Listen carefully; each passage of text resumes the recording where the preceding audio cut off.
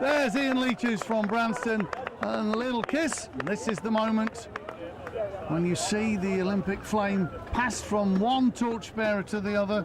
It's day 43 on the 70-day relay. It all started in Land's End back in May on the 19th, and it will travel 8,000 miles around the country, of course.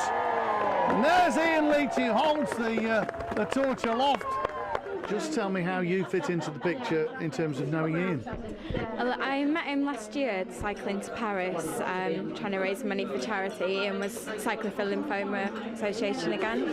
And yeah, he was telling me all about his story when we met. We had 4 days cycling together. And I was just really inspired by the amount of work that he puts in still for the charity. So I nominated him.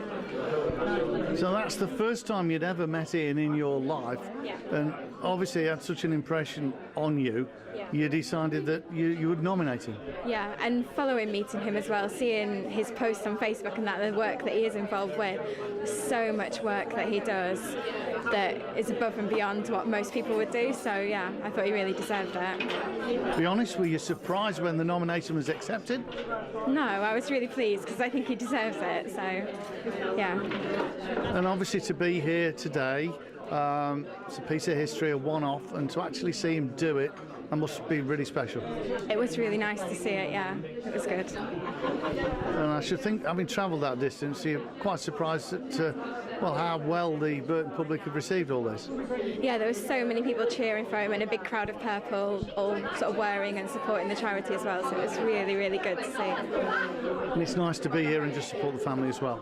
Lovely to meet them all at last as well, yeah. I've never met them today until today. And you've had a touch of the Olympic torch. Have you had any picture taken with it yet? Definitely, yeah. Couldn't miss that out. What a day. It was brilliant, absolutely brilliant. Something we shall never see in my lifetime again. I honestly never thought I'd see the Olympic torch in Burton-on-Trent, but this must be one of the big days for Burton. Very big day, must be. It's the highlight of everybody that's in Burton-on-Trent, I just think. And to actually see somebody that you know pretty well carrying the torch. Oh yes, my son-in-law, yeah, Ian, yes, he's done well. He's done well, and I'm so pleased that he was nominated for all he does for cancer and other things he does, you know. Very good. I mean, it's a shame that obviously the tragic circumstances brought this about. Yes, losing Melissa, my granddaughter, yes, it's you know, it's egged him on to do things you don't realise till somebody's had an illness like she had, that makes you don't realise what's going on, you know, with the cancer till you've had somebody who's had it and you've lived with them through it, you know. So yes, he's doing very, very well, and I think he'll continue to as long as ever he can do it, I think. And if you could have a reward for all his efforts, this is a decent reward, isn't it? Oh, it's fantastic. He'll never get nothing like this again, and it's nice for him to hand it down to Becky, his other daughter, and their children, if she has any, you know. It's nice to be handed down. It's great, it's brilliant. I'm proud of him. Okay, Ian, chance to reflect, I dare say. What a day. Yeah, it's not over yet, but so far it's been excellent, absolutely brilliant. The crowds were absolutely amazing. I couldn't believe when we set off from Jackson Avenue, the amount of people down there, and then the people around at Burton Albion, Derby Street and into town was just phenomenal, particularly with the weather not being so brilliant as people were probably arriving. To see that many people was just amazing. I bet you couldn't wait to get off the bus then, could you? It was quite nice watching other people and just waving to the crowds, to be honest, but you know that eventually you're gonna get off there, and you have to wait your turn. It didn't seem long actually from when I got off the bus to when the torch came along, the flame came along. So, but yeah, it was excellent. When you've gone off that bus, obviously, all eyes are on you. I'm looking.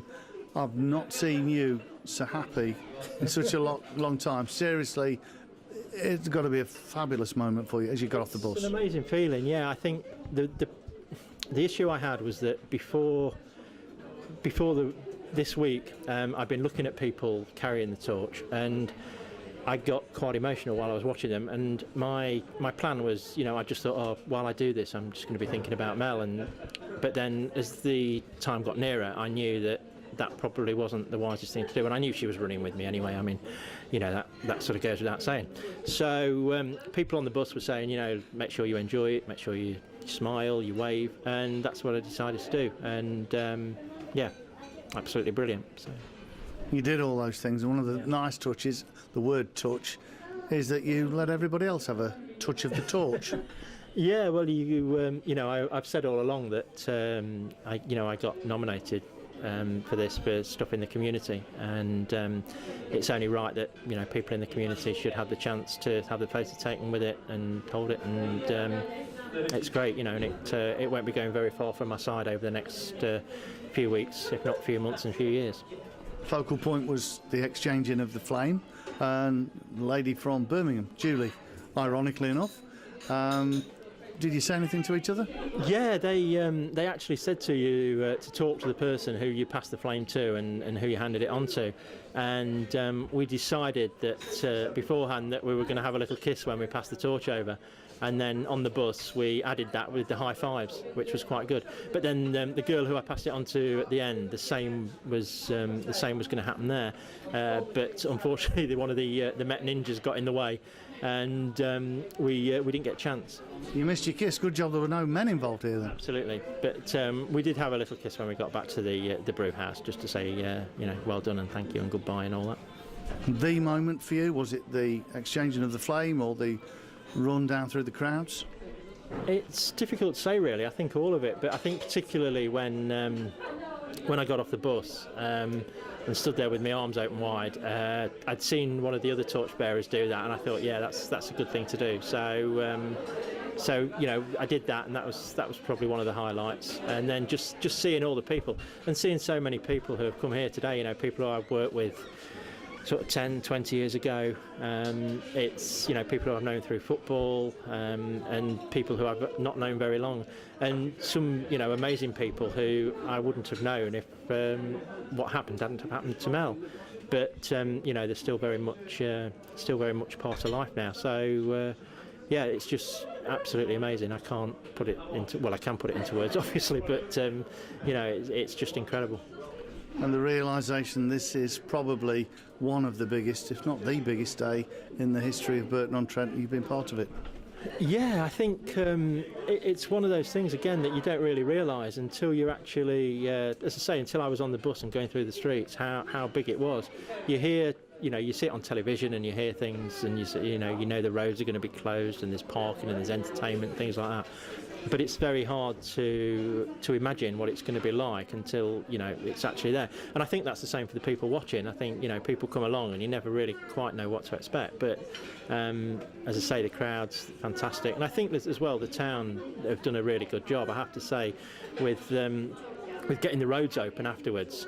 After we finished the torch, we went back to the brew house, and our torches had to be decommissioned, as they call it, with a gas canister taken out, and that took about 15 minutes. And then I drove back up here to the horseshoe, and they were already taking the bollards and everything down on you know, where I'd just carried the torch. So I think they deserve credit as well for making it an all-round good event. So there we are, day 43. A few more days to go yet before the Olympics kicks off. But you'll be able to watch the Olympics now and think, you know what, that flame, I helped carry that. Yeah, that was I was part of it, and as I say, you can't can't take that away, and it's a great memory. And I hope, you know, everybody else that came along to support me have had, you know, as good a time as I have, really. Congratulations. Thanks. Cheers. Cheers. All right, cheers.